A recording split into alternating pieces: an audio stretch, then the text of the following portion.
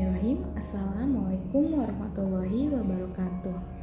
Selamat pagi anak-anak ibu sekalian. Semoga kali ini kita semua diberikan kesehatan oleh Allah Subhanahu wa Ta'ala.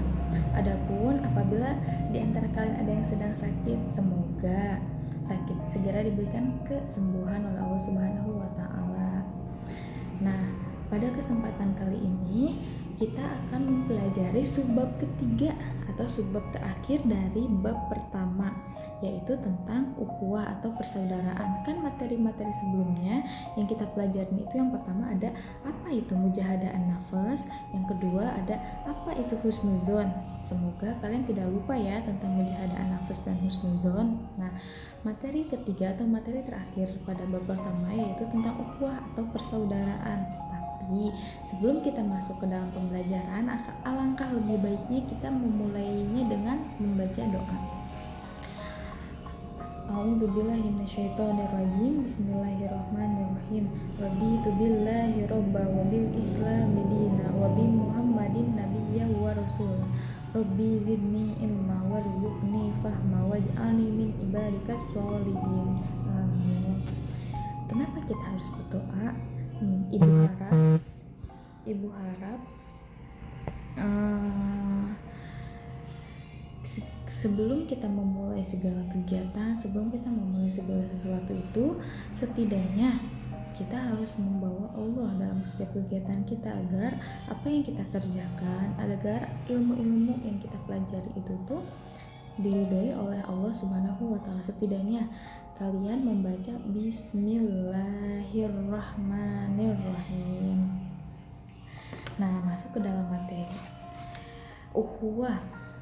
Manusia itu diciptakan oleh Allah sebagai makhluk yang sosial. Jadi manusia itu makhluk sosial yang tidak mampu, tidak bisa hidup sendiri. Jadi manusia itu tuh saling membutuhkan, tidak bisa hidup sendiri. Nah, sedangkan Islam itu adalah agama rahmatan lil alamin. Sudah menjadi keharusan bagi setiap muslim untuk menjaga hubungan yang baik antar sesama manusia, antar sesama makhluk ciptaan Allah. Nah, untuk menjaga hubungan dengan baik dalam lingkungan keluarga, masyarakat, negara, sekolah, dalam ajaran agama Islam, semua manusia itu sama statusnya di mata Allah. Yang membedakan manusia di mata Allah itu apa? Bukan harta, bukan seberapa dia pintar, bukan seberapa dia kaya, tapi yang membedakan status manusia di mata Allah yaitu ketakwaannya. Nah, Islam itu mendidik umatnya untuk tidak bersifat individual, tapi selalu menyuruh umatnya untuk selalu menjalin hubungan baik atau selalu bersiraturahmi, selalu menjalin hubungan baik kepada sesamanya, yang dalam agama dikenal dengan apa? Yang dalam agama dikenal dengan ukhuwah Islamiyah. Masuk ke dalam pengertian. Jadi ukhuwah Islamiyah, ukhuwah dalam bahasa Arab itu berarti persaudaraan. Ukhuwah, nah terbentuk dari kata yang berarti saudara.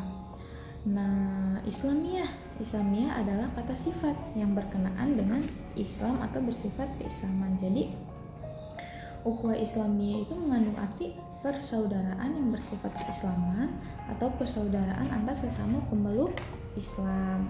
Nah, kekuatan iman dan jadi ukhuwah Islamiyah itu merupakan kekuatan iman dan spiritual yang beriman dan bertakwa, yang menumbuhkan rasa kasih sayang, persaudaraan, kemuliaan, dan rasa saling percaya terhadap satu sama lain.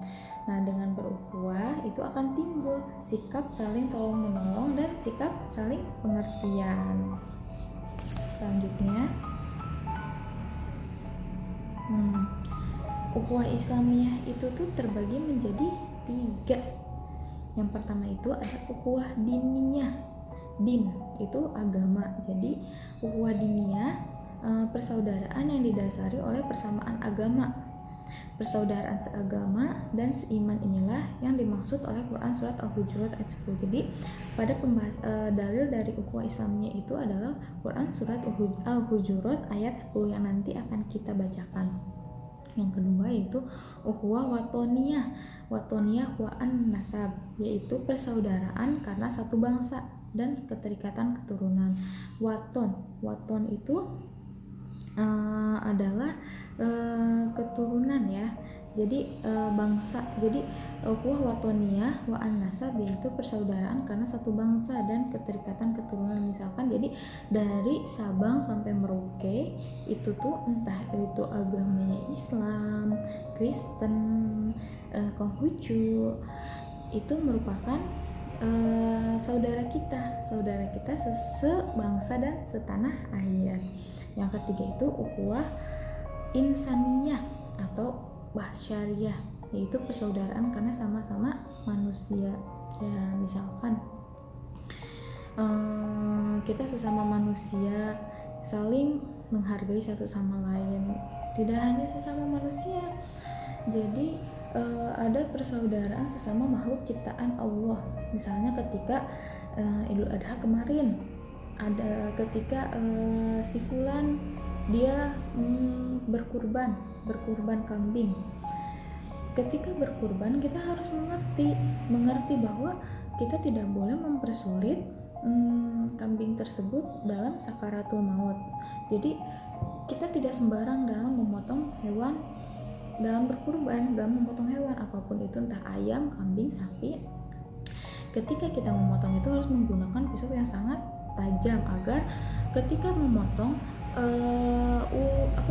urat makanan, saraf ke makanan dan urat pernafasan itu putus sekaligus.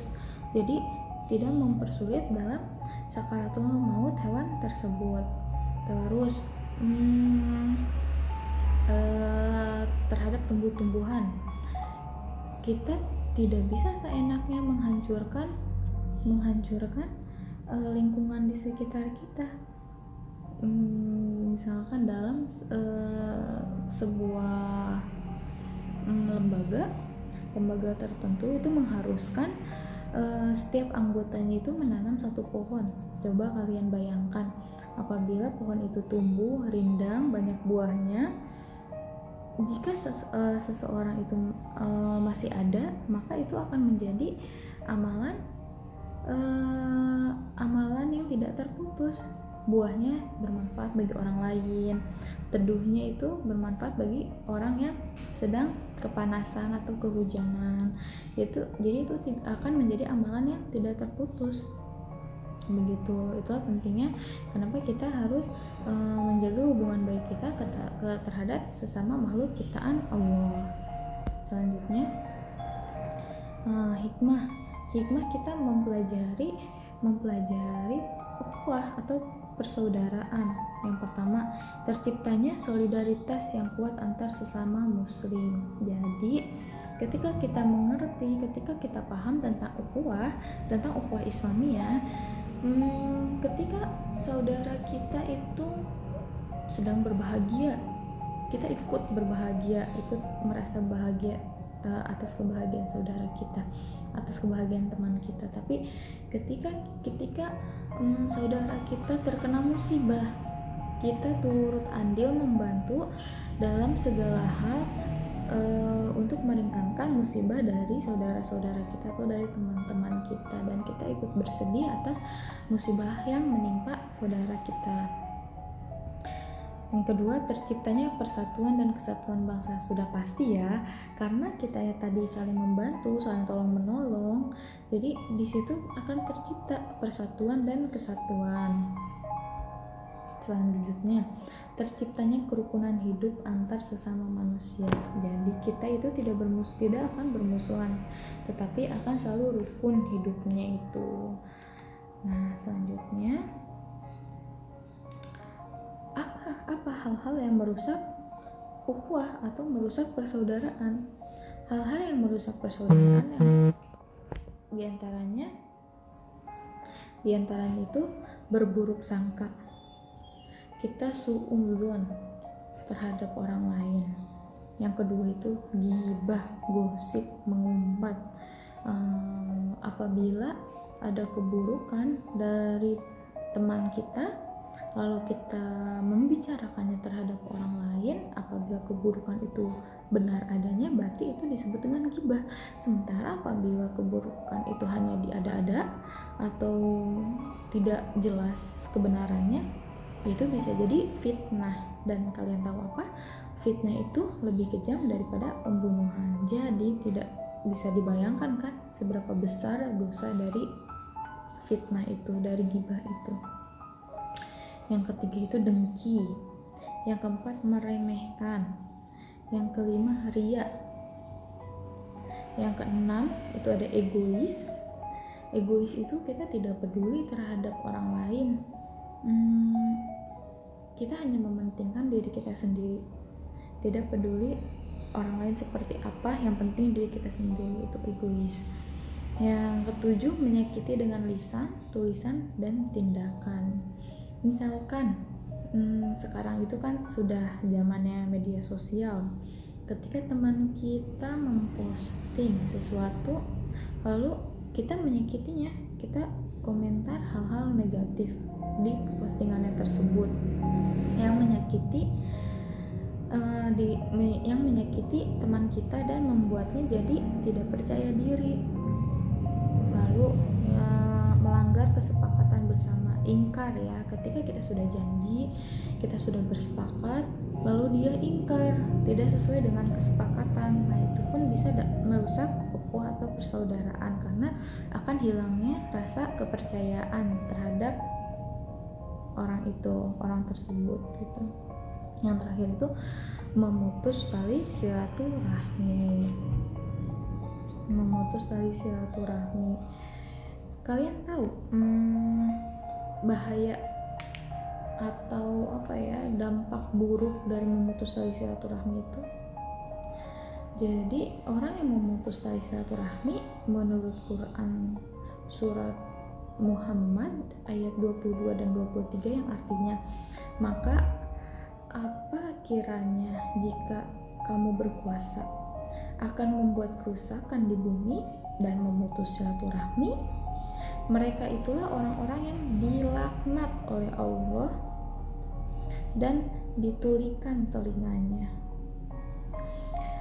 serta dibutakan mata mereka. Nah, dalam Quran surat Muhammad ayat tersebut disitu disebutkan bahwa jika seseorang memutus tali silaturahmi, maka orang tersebut akan dilaknat oleh Allah Subhanahu wa Ta'ala. Lalu orang yang memutus silaturahmi itu akan terhambat doanya. Karena apa? Karena jika kalian misalkan mendapatkan musibah dan kalian berdoa dan Allah tidak juga segera mengabulkan doanya, coba introspeksi diri, apakah kita pernah memutus silaturahmi, apakah kita pernah menyakiti hati orang lain. Mungkin karena hal-hal kecil tersebut yang terlihat kecil, atau kita tidak menyangka kita itu menyakiti hati teman kita. Nah, kita harus segera meminta maaf, dan siapa tahu ketika teman kita yang kita sakiti itu sudah memaafkan, Allah akan segera ridho terhadap kita dan akan segera mengabulkan permintaan kita atau doa-doa kita. Yang ketiga, hukumannya disegerakan di dunia. Jadi seseorang yang memutus silaturahmi tidak menunggu untuk meninggal dan dihukum di akhirat, tetapi hukumannya itu akan segera di dunia. Saat itu juga akan terasa. Misalkan ketika kita memutus silaturahmi atau ketika kita merusak ukhuwah kita akan kehilangan kepercayaan dari orang lain, lalu kita akan sulit mendapatkan segala sesuatu. Nah, yang terakhir itu terputus dari rahmat Allah. Tadi sesuai dengan Quran surat Muhammad yang telah ibu bacakan, bahwa siapa yang merusak silaturahmi, ia akan dilaknat. Nah, ketika dilaknat, otomatis rahmat Allah di situ akan terputus. Nah, terus ini dalil dari ukhuwah atau persaudaraan. Dalilnya itu ada atau terdapat dalam Quran surat Al-Hujurat ayat 10 yang berbunyi, A'udzubillahi minasyaitonirrajim, Bismillahirrahmanirrahim. Innamal mu'minuna ikhwatun fa aslihu baina akhwaikum wattaqullaha la'allakum turhamun. Yang artinya, sesungguhnya orang-orang mukmin itu bersaudara. Karena itu, damaikanlah antara kedua saudaramu yang berselisih dan bertakwalah kepada Allah agar kamu mendapat rahmat. Nah, selanjutnya itu kandungan ayat dari Quran surat Al-Hujurat ayat 10 yang pertama, bahwa sesungguhnya orang-orang mukmin itu bersaudara. Yang kedua, jika terdapat perselisihan antar saudara, kita diperintahkan Allah Subhanahu wa Ta'ala untuk melakukan islah atau upaya perbaikan atau perdamaian. Jadi apabila ada teman kita yang sedang bermusuhan, kita jangan malah mendorong mereka untuk semakin bermusuhan, tapi kita harus berusaha mendamaikan antara teman kita tersebut agar teman kita itu segera berbaikan dan tidak bermusuhan lagi, seperti itu. Lalu contoh perilaku apa saja yang mencerminkan ukhuwah Islamiyah itu? Nah, yang pertama, menjenguk, mendoakan atau membantu teman dan orang lain yang sedang sakit atau terkena musibah. Yang kedua, mendamaikan teman atau saudara yang berselisih agar mereka sadar dan kembali bersatu. Yang ketiga, bergaul dengan orang lain dengan tidak memandang suku, bahasa, budaya, agama yang dianutnya. Yang keempat, menghindari segala bentuk permusuhan, tawuran, ataupun kegiatan yang dapat merugikan orang lain. Yang terakhir, menghargai perbedaan suku, bangsa, agama, dan budaya teman atau orang lain. Menghargai di sini misalkan ada non-muslim yang mengundang kita ke dalam acaranya. Misalkan ada teman kita yang non-muslim yang mengadakan pernikahan misalnya. Kita boleh datang nggak? Boleh. Nah, di situ kan misalkan ada muslim, makanan yang untuk muslim dan untuk non muslim. Nah, ya udah kita makan makanan yang untuk muslim. Sedangkan yang untuk makanan yang non muslim, boleh gak airnya aja? Nggak boleh. Nah, jadi kita itu bertoleransi ya, saling kita boleh datang, tapi jangan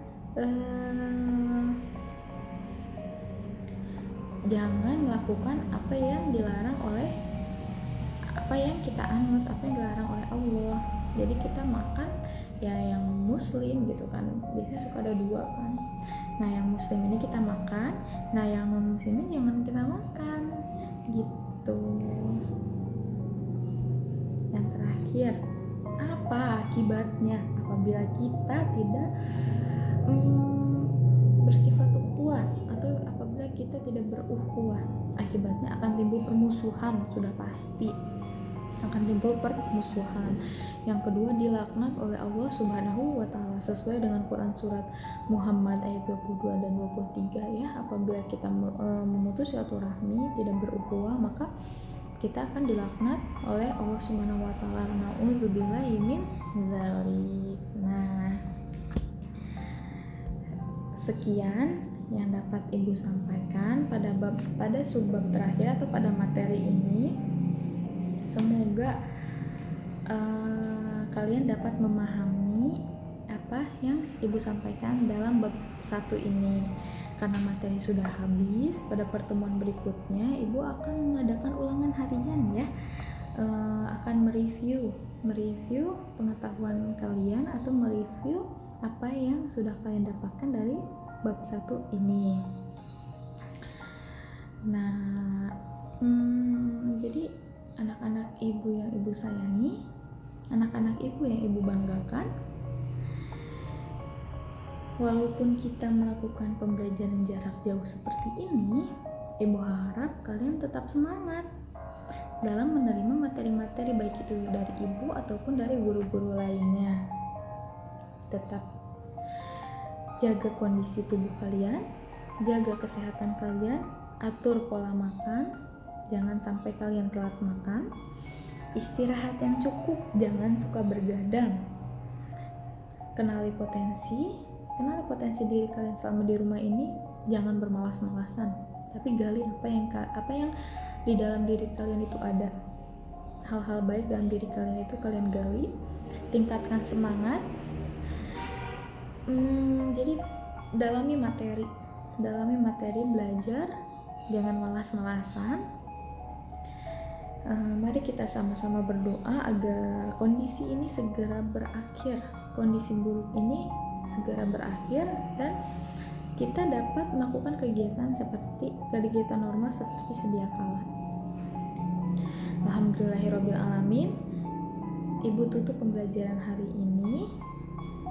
Mohon maaf apabila ada kata-kata Ibu yang salah, karena yang hak datangnya dari Allah, sedangkan yang batil atau yang salah atau yang buruk itu datang dari kebodohan Ibu sendiri.